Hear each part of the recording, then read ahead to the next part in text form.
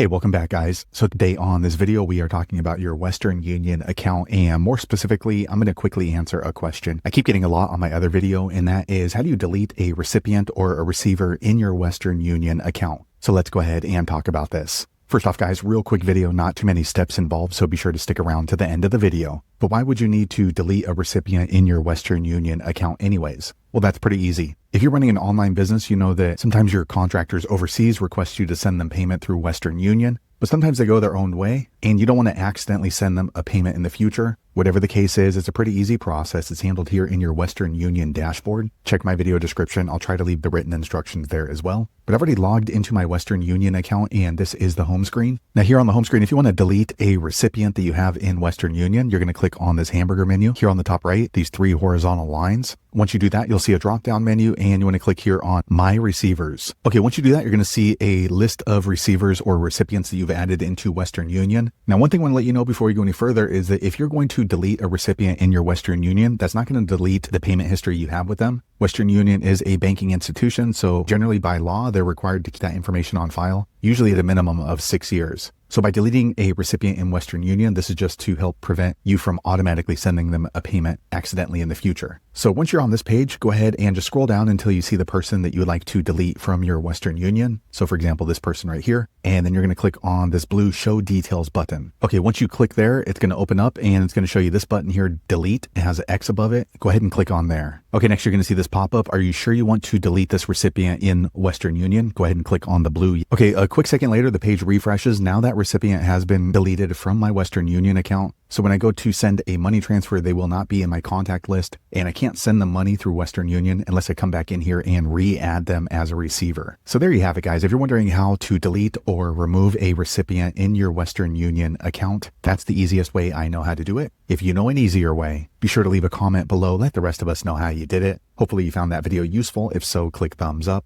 or maybe consider subscribing to my channel, and I hope to see you on the next video. Thanks again for watching.